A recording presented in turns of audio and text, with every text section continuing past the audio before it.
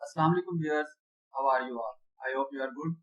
बहुत से लोग मुझे लिंक्डइन पे या डिफरेंट जगहों पे मैसेज कर रहे होते हैं और पूछ रहे होते हैं कि अपवर्क पे किस तरह से प्रपोजल सेंड किया जाए कि आपको जॉब मिल जाए, आपको प्रोजेक्ट मिल जाए। तो मैंने सोचा कि क्यों ना हर बंदे को आप मैसेज पे या कॉल पे बता रहे हो तो क्यों ना एक वीडियो बना ली जाए जिसमें मैं आपको अपनी टेक्निक्स बता दूं कि मैं प्रपोजल सेंड करने से पहले क्या क्या चीज़ें देखता हूँ अपवर्क।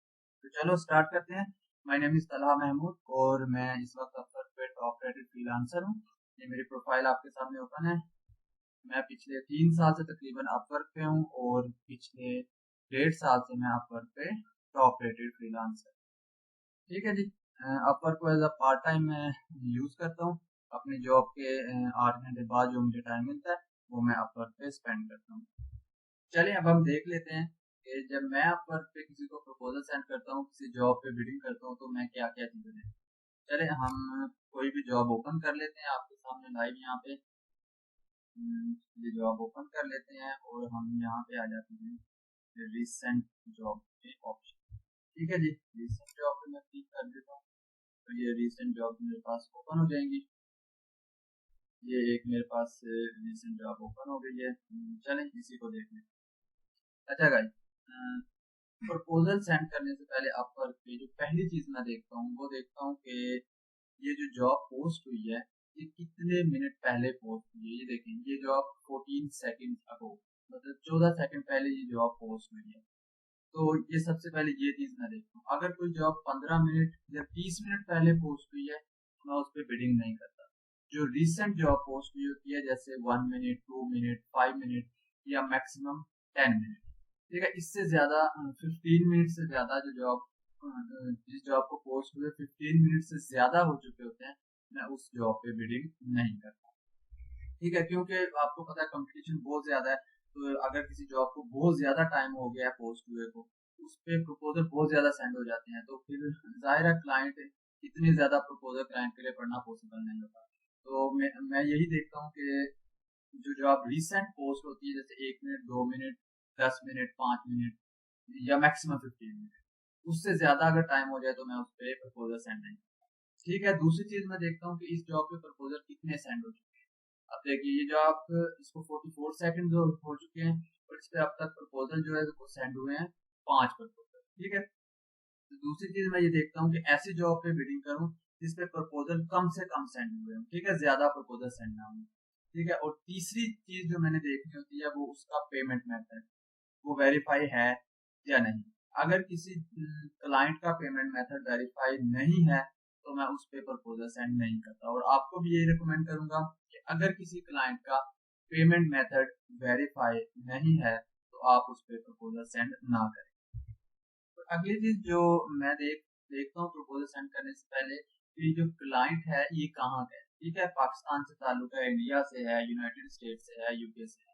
अभी इसके साथ तो नहीं लिखा रहा, अगर हम नीचे जाते हैं तो ये देखें ये साथ में लिखा रहा है कि ये यूनाइटेड स्टेट्स का क्लाइंट है। ठीक है, तो अगर क्लाइंट पाकिस्तान, बांग्लादेश, इंडिया इस तरह के कंट्रीज का होगा तो उसका बजट जो है वो थोड़ा लो होगा, वो लो बजट रखेगा। लेकिन अगर क्लाइंट यूरोपियन कंट्री से क्लाइंट का ताल्लुक होगा तो उसका बजट जो है वो थोड़ा हाई होगा। तो मैं ये चीजें भी मैं माइंड में रखता हूँ प्रपोजल सेंड करने से पहले। अब आप देख लीजिए कि आपने ये चीज माइंड में रखनी है या नहीं। आप सेंड कर सकते हैं, जरूरी नहीं है कि अगर कोई क्लाइंट पाकिस्तान, इंडिया या बांग्लादेश से हो जरूरी नहीं है कि वो आपको प्रोजेक्ट ना दे, और ये भी जरूरी नहीं है कि उसका बजट लो हो। लेकिन चांसेस यही होते हैं कि इन कंट्रीज पाकिस्तान, इंडिया, बांग्लादेश या इस जैसी जो दूसरी कंट्रीज होती हैं उनसे जो क्लाइंट ताल्लुक रखते हैं उनका बजट थोड़ा सा लो होता है क्योंकि यहाँ पे डॉलर रेट जो है वो बहुत ज्यादा है। यूरोपियन कंट्रीज के क्लाइंट जो है वो आपको अच्छा पे करें। ठीक है, अगली चीज जो आप देखें या ना देखें वो मैटर नहीं करती, वो है कि क्लाइंट ने यहाँ पे स्पेंड कितना कर दिया अपवर्क। अगर हम किसी ये देखें कि यहाँ पे क्लाइंट $60 स्पेंड कर चुका है। ठीक है, और अगर हम किसी और जॉब को देखें यहाँ पे $5 स्पेंड कर चुका है। तो ये चीज वैसे ज्यादा मैटर नहीं करती क्योंकि हो सकता है कोई क्लाइंट नया आया हो और वो जॉब देना चाह रहा हो। तो ये स्पेंड कितना कर लिया है उसने, ये चीज आपको ये बता सकती है कि ये क्लाइंट कितना स्ट्रांग है, ये यहाँ पे कब से है और ये आपको कितना बजट दे सकता है। लेकिन इस चीज से आप ये अंदाजा नहीं लगा सकते कि ये क्लाइंट रियल है या फेक है। ओके, तो ये चीज ज्यादा मैटर नहीं करती कि क्लाइंट ने अपवर्क पे कितना स्पेंड कर दिया। ओके, तो ये तो बेसिक चीजें थी जो अपना प्रपोजल सेंड करने से पहले मैं देखता हूँ। अब चलते हैं कि हम जब प्रपोजल सेंड करते हैं तो मैं वहां पे क्या क्या चीजें लिखता हूँ या वहां पे क्या क्या चीजें देखता हूँ।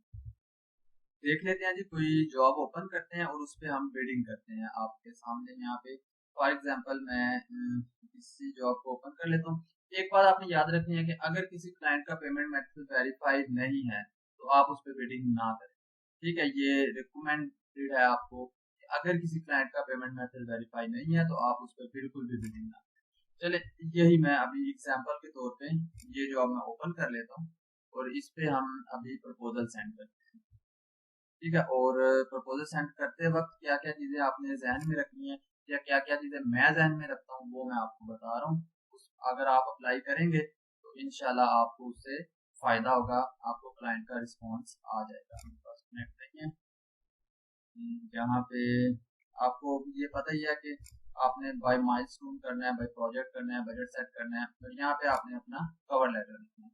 ठीक है, कवर लेटर लिखते वक्त सबसे पहला पॉइंट, 5-6 पॉइंट है जो मैं ध्यान में रखता हूँ। सबसे पहला पॉइंट कि आपने ग्रीटिंग देनी है। ग्रीटिंग में आप ये लिख सकते हैं हेलो देयर। ठीक है, बस इतना लिखने बोल रहे। दूसरा पॉइंट आपने क्या करना है दूसरे पैराग्राफ में कि क्लाइंट ने जो यहाँ पे ये जो क्लाइंट ने अपनी जॉब डिस्क्रिप्शन है क्लाइंट की, जहाँ पे उसने अपनी जॉब मेंशन की हुई है कि मुझे ये काम चाहिए, आपने वो काम क्लाइंट का काम अपने अल्फाज में 2 से 2.5 लाइन में यहाँ पे एक्सप्लेन करना है। ठीक है, कवर लेटर में, ताकि क्लाइंट को पता चले कि ये जो बंदा मेरी जॉब पे प्रपोजल सेंड कर रहा है इसको समझ आ गई है कि मैं क्या चाहता हूँ। ठीक है, लेकिन आपने ये भी ख्याल रखना है कि वो लाइन ज्यादा ना हो जाए, मैक्सिमम 2.5 लाइन या 3 लाइन, इससे ज्यादा ना हो। ठीक है, वरना प्रपोजल लेंथी हो जाएगा और लेंथी प्रपोजल भी अच्छा नहीं होगा। ठीक है, इस पैराग्राफ में ये हो गया कि जो क्लाइंट की जॉब है आपने उसको अपने अल्फाज में यहाँ पे डिस्क्राइब कर देना है कि क्लाइंट क्या चाहता है। नेक्स्ट थर्ड पैराग्राफ में आपने अपने बारे में बताना है, आप क्या हो, आपका कितना एक्सपीरियंस है। ठीक है, आप क्या क्या करते हैं। थर्ड, यहाँ पे आप 3 से 4 लाइन आराम से लिख सकते हो, अपने बारे में बताते हैं। फोर्थ पैराग्राफ में आपने क्या बताना है, आपने क्लाइंट को अपना पोर्टफोलियो बताना है कि आपने पहले क्या क्या काम किया हुआ है। आप अगर आप वेब डेवलपर हो तो आपने किस किस तरह की पहले वेबसाइट्स बनाई हुई हैं, आप वहां पे अपनी वेबसाइट्स का लिंक दे सकते हो। ठीक है, अगर आपने एक पोर्टफोलियो वेबसाइट खुद की अपनी बनाई हुई है आप उसका लिंक दे दो, क्लाइंट उस वेबसाइट पे जाएगा और आपके रिसेंट प्रोजेक्ट चेक कर देगा।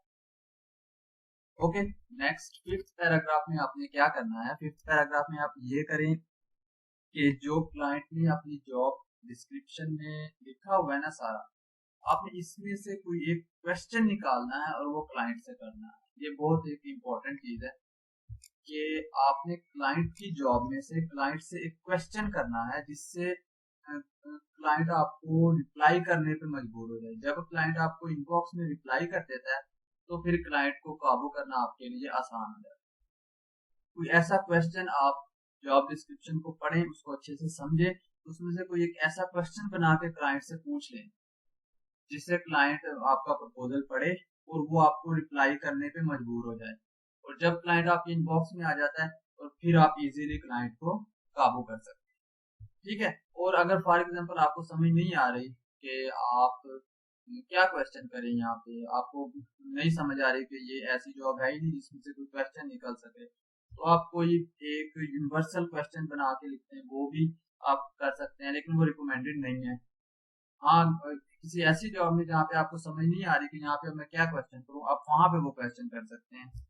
जिस तरह से क्वेश्चन क्या क्या हो सकता है कि I would like to ask some questions about you, I would like to ask some questions from you about your project, please reply me back और प्लीज पिंग मी बैक। इस तरह का कोई एक यूनिवर्सल क्वेश्चन भी आप पूछ सकते हैं, बट ये रिकमेंडेड नहीं है।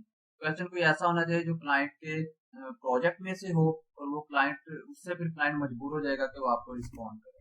ठीक है, नेक्स्ट चीज आपने क्या करनी है, नेक्स्ट आप उसको अपने जो आप कवर लेटर लिख रहे हैं, अपना प्रपोजल लिख रहे हैं, आप उसको क्लोज करें। आप यहाँ पे रिमार्क्स लिख लें कि looking forward to your positive response. ठीक है, नीचे लिखें रिगार्ड्स और रिगार्ड्स के नीचे लिख लें अपना नाम। ठीक है, ये इस तरह से प्रपोजल बना के मैं क्लाइंट को सेंड करता हूँ और मुझे क्लाइंट रिस्पॉन्ड कर देते हैं। ठीक है, मैंने अपनी प्रोफाइल 0 से शुरू की थी और जीरो से ही मैंने प्रपोजल सेंड करने शुरू किए थे। क्लाइंट ने मुझे रिस्पॉन्ड किया, वहां से मुझे प्रोजेक्ट मिलने शुरू हुए और फिर मैं टॉप रेटेड फ्रीलांसर इस तरह से बना। अगर आपको अपवर्क पे रिस्पॉन्ड नहीं आ रहा क्लाइंट का, तो आप ये टेक्निक यूज करें। होपफुली इंशाल्लाह आपको रिस्पॉन्ड आएगा, आपको प्रोजेक्ट मिलेगा। और अगर आपके पास इससे ज्यादा कोई अच्छी टेक्निक है तो आप मेरे साथ शेयर करें कमेंट बॉक्स में। और अगर ये वीडियो आपको लगता है कि एक अच्छी वीडियो है तो आप इस चैनल को सब्सक्राइब भी करें। तो मिलेंगे नेक्स्ट वीडियो में, तब तक के लिए इजाजत दीजिए। अल्लाह हाफ़िज़।